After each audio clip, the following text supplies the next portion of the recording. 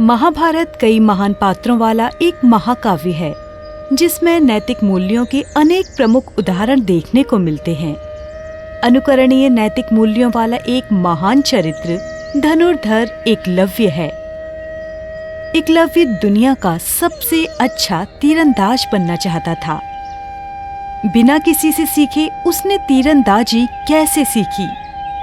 उसने अपना दाहिना अंगूठा काटकर अपने कौशल का बलिदान क्यों दिया? आखिर में एकलव्य का क्या हुआ, ये सब आज हम इस वीडियो में जानेंगे।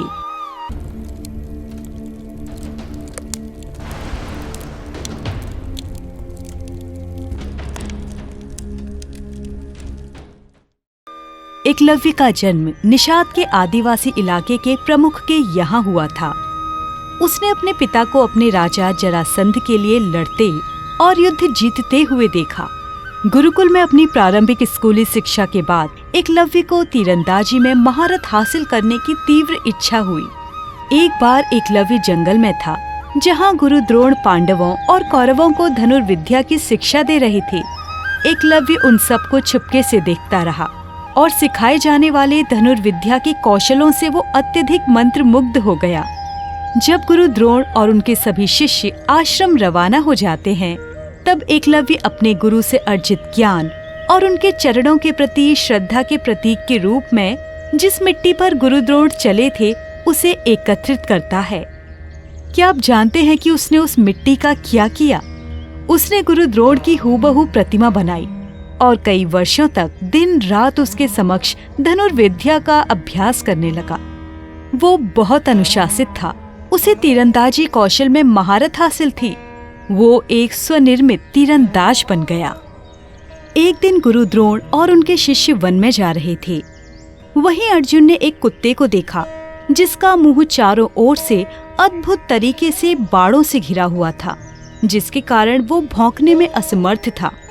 बाड़ों का ये घेरा कुत्ते के लिए हानि रहित था, लेकिन कुत्ते को भौंकने से रोकता था। ये देखकर युवा पांडव और गुरु द्रोणाचार्य चकित रह गए। तभी गुरु द्रोण ने झाड़ियों के पीछे एक युवक को धनुष के साथ देखा और उसे बाहर बुलाया। गुरु द्रोण एकलव्य से बहुत प्रभावित थे और प्रशंसा में उन्होंने एकलव्य की पीठ थपथपाई। एकलव्य गुरु द्रोण की उपस्थिति से अभिभूत हो गया और अपने घुटनों पर आ झुका। गुरु द्रोण ने उस तेजस्वी युवक को उठाया और उससे पूछा कि उसे तीरंदाजी में इस स्तर की निपुणता किसने सिखाई। एकलव्य ने उत्तर दिया कि मेरे गुरु तो स्वयं आप ही हैं, गुरु द्रोण। और फिर वो गुरु द्रोण को उस स्थान पर लेकर जाता है जहां वो स्वयं प्रशिक्षण लेता है और उन्हें समझाया कि उसने इस ज्ञान को कैसे प्राप्त किया।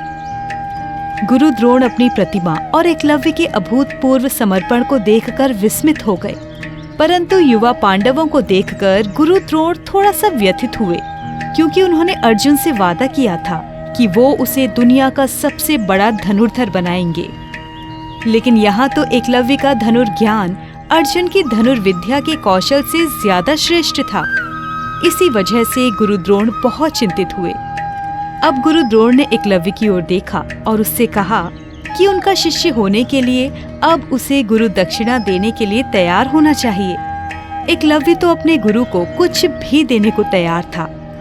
वहीं गुरु द्रोण ने भी एकलव्य से गुरु दक्षिणा के रूप में उसका दाहिना अंगूठा मांगा।